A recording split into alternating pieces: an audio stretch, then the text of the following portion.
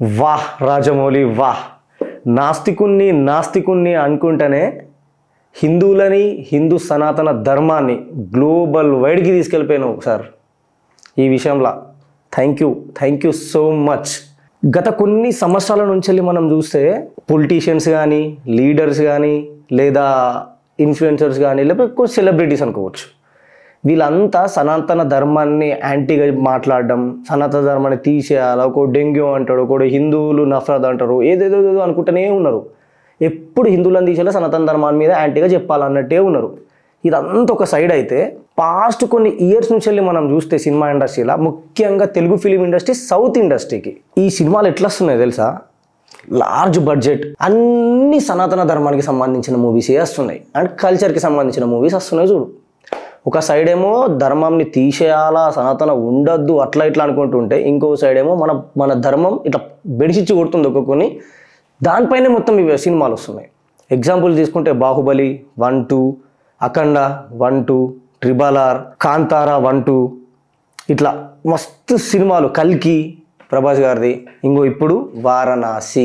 ఏ లెవెల్లో సనాతన ధర్మం ఎగురుతుందనంటే, ఎంతైతే వీళ్ళు యాంటీగా చేద్దాం అనుకుంటున్నారో అంతకంతై డబల్ అయిపోతుంది సనాతన ధర్మం మీద. ఇట్లాంటిది మనం ఎంకరేజ్ చేయాలా, అండ్ ప్రతి ఒక్కళ్ళు ఇట్లాంటివి చూడాలా సినిమాలు. ఎందుకనంటే బుక్స్ చదివి తెలుసుకుందామంటే అంత టైము లేకపోయా, ఎందుకంటే స్పీడ్ లైఫ్ అయిపోయింది ఇప్పుడు. ఇట్లాంటి సినిమాలు వస్తే, ఇట్లాంటి సినిమాలు మనం చూడడం వల్ల మన ధర్మం ఏంది, మన కల్చర్ ఏంది, పాస్ట్ ఎట్లుండే, మనం ఎట్లా ఉండాలా అనేది క్లియర్గా నేర్చుకోవచ్చు. సెకండ్ థింగ్, ఒక్క భగవద్గీత చదివితేనే మనం ఎట్లా బతకాలనో, మన లైఫ్ స్టైల్ ఎట్లా ఉండాలనో అనేది నేర్పిస్తున్నదంటే, ఇప్పుడు రామాయణం, మహాభారతం ఇవన్నీ తెలుసుకున్నాం అనుకో, మనం ఎంత ప్రశాంతంగా ఉంటామో. చదివే అంత టైం లేకపోతే అట్లీస్ట్ ఇట్లాంటి సినిమాల త్రూ మనం తెలుసుకుందాం. ఇట్లాంటి సినిమాని కంపల్సరీ ఎంకరేజ్ చేద్దాం. నమస్తే, welcome to Chitragupt, this is Harish. ఇట్లాంటి వీడియోస్ ఇంకేమైనా చేయాలన్నా మీరు షేర్, కామెంట్, సపోర్ట్ మీరు చేస్తేనే మా నుంచి ఇట్లాంటి వీడియోస్ ఇంకా డబల్ రానికి మాకు బూస్ట్ అవుతుంది. అండ్ మీరు ఏ ఒపీనియన్ అయినా సరే కింద కామెంట్ చేయండి.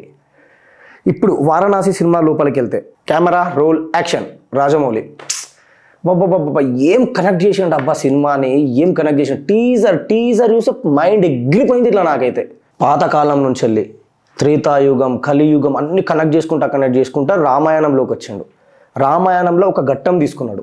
అది ఎట్లా, ఆ వార్ ఏదైతే ఉంటుందో యుద్ధంని తీసుకొని ఈ వారణాసి అనే సినిమాకి కనెక్ట్ చేస్తూ ఒక సీన్ చూపించిండు. హనుమంతుడు పెద్దగా ఇట్లా జూమ్ అవుట్ నుంచి వెళ్ళి జూమ్ ఇన్ అవుతా పోతుంది. అక్కడ నుంచి వెళ్ళి హనుమంతుని తోక కనిపిస్తుంది. తోక పైన అక్కడ రాముడు అండ్ కుంభకర్ణుడు ఉంటారు. రాముడు, కుంభకర్ణుడు ఎందుకు అంటున్నానంటే, దానికి కొంచెం ముందర సీన్కి ఇట్లా ఆ జూమ్ అవుట్ అటు వెళ్ళిపోతే ఆడ రాముడు బాణంతో కుంభకర్ణుని కొడుతూ ఉంటాడు. ఈ సినిమాలో మహేష్ బాబు పేరు వచ్చేసి రుద్ర అండ్ విలన్ పేరు వచ్చేసి కుంభ. నిన్న జరిగిన ఈవెంట్లో రాజమౌళి గారు ఒకటి అన్నారు, నేను సినిమా స్టార్ట్ చేయకన్నా ముందు మహేష్ బాబుని రాముని గెటప్లో ఫోటో షూట్ చేసిన అని చెప్పి, ఆయనకి గూస్ బంప్స్ వచ్చేసినాయని చెప్పాడు. ఇక్కడ ఆ మాట అట్లా గుర్తుపెట్టుకోండి. అటు ఆ మాట ఈ టీజర్లో ఈ విజువల్ కనెక్ట్ చేద్దాం ఒకసారి. రామాయణంలో రాముడు బాణం కొడుతున్నాడు, ఇటు ఆంజనేయుడు వెనకాల సపోర్ట్ ఉన్నాడు. ఎవరిని కొడుతున్నాడు? కుంభకర్ణుని కొడుతున్నాడు. ఈడ ఆంజనేయుడు తోకపై నుంచి వెళ్ళి వెనకాల నుంచి వెళ్ళి కుంభ అనే విలను, ముందర రాముడు అంటే ఇక్కడ మహేష్ బాబు. అది అక్కడ కనెక్ట్ చేసిండు. నెక్స్ట్ లెవెల్ అది. ఆ సీన్ చూసిన తర్వాత అయితే ఇంకా మైండ్ ఎటుపోతుందో మనకు కూడా అర్థం కాదు. ఆ లెవెల్లో సీన్స్ తీసుకొస్తున్నాడు. అది అయిపోయింది. మళ్ళీ ఇంకొంచెం ఫ్రేమ్ ముందరికి వెళ్ళినాం అనుకో, కోతి ఇట్లా జంప్ అవుతూ ఉంటుంది ఒక దారంని పట్టుకోవడానికి. కింద హిప్పోపొటమస్లు చంపడానికి ట్రై చేస్తాయి. ఆ కోతిని కాపాడుతుంది ఎవరు? ఇటు కొంచెం వెనకాల సైడ్ వచ్చిన అనుకో మహేష్ బాబు కనిపిస్తాడు. ఆ దారాన్ని ఇట్లా పట్టుకొని ఉంటాడు మహేష్ బాబు, అక్కడి నుంచి కాపాడుతాడు. ఇక్కడ మీకు ఒకటి అర్థమవుతుందా? రామునికి ఆంజనేయుడు, ఈడ మహేష్ బాబుకి ఈ కోతి.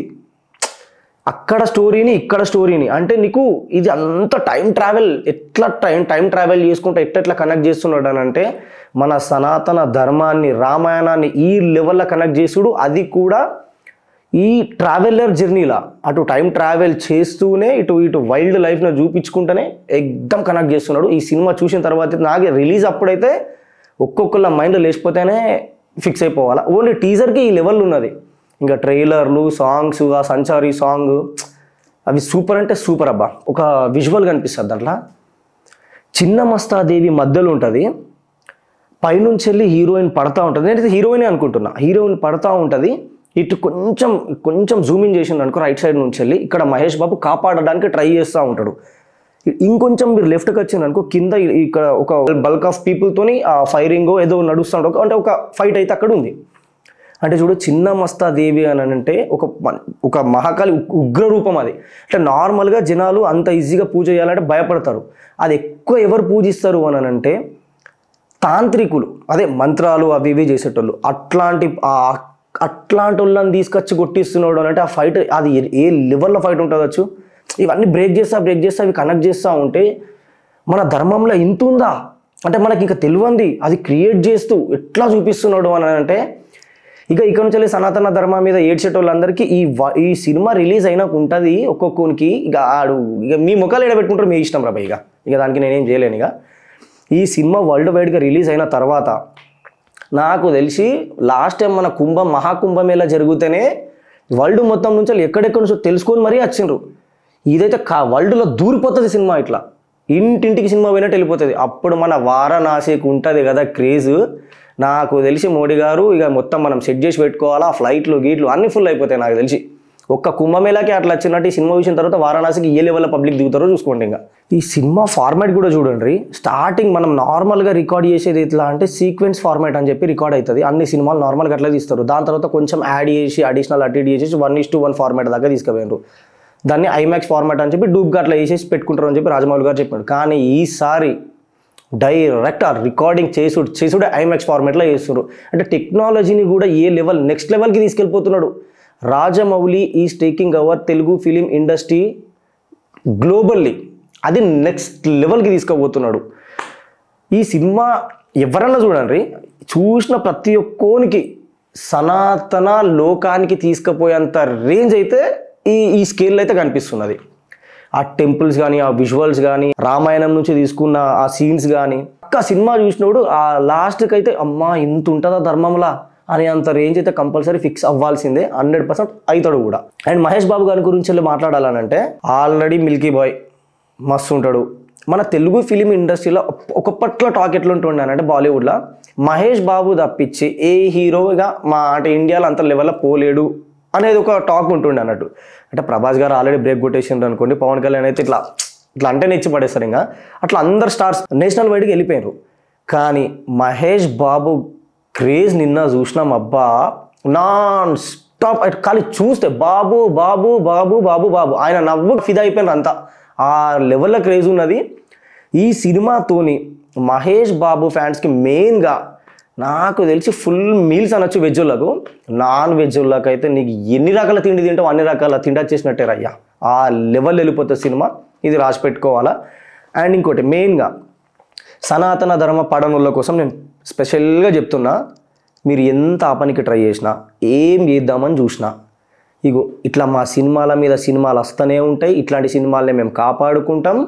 110% మా ధర్మాన్ని కాపాడుకునే బాధ్యత మాది, మీది, మనందరిది. ఇది మాత్రం మర్చిపోవద్దు. లాస్ట్ ఒక్క మాట, ఫ్యాన్ వార్స్ అని చెప్పి మాత్రం ఈ సినిమాకి అస్సలే చేయకండి. ఎందుకంటే నేషనల్ నుంచి వెళ్ళి గ్లోబల్కి, ఇంటర్నేషనల్ లెవెల్ దాకా మన సినిమా పోతున్నది అని అంటే ప్రతి ఒక్క హీరో ఫ్యాన్ సపోర్ట్ చేయండి, చెయ్యాలా. ఎందుకంటే ఇది మన ధర్మంకి సంబంధించిన సినిమా కూడా కాబట్టి కంపల్సరీ ఏ ఫ్యాన్ వార్స్ చేసుకోకుండా నీట్గా సపోర్ట్ చేద్దాం. మన తెలుగు ఫిలిం ఇండస్ట్రీని, మన సౌత్ ఇండస్ట్రీని, మన ఇండియన్ ఇండస్ట్రీని వరల్డ్కి పరిచయం చేద్దాం. ఇది రాజమౌళితో తప్ప ఎవరితోని సాధ్యం కాదు. అండ్ మహేష్ బాబుకు ఉన్న స్టామినా, ఆయన యాక్టింగ్, ఆయన డైలాగ్ డెలివరీ బాలీవుడ్ కాదు, టాలీవుడ్ కాదు, హాలీవుడ్ కూడా పనికిరాదు అనే రేంజ్లో చేస్తున్నారు. ఇది మాత్రం రాసి పెట్టుకోండి ప్లీజ్. ఏ వార్స్ వద్దు, ఫ్యాన్ వార్స్ వద్దు, ఏమొద్దు, సపోర్ట్ చేద్దాం. జై హింద్, జై సనాతన, జై భారత్. Thank you.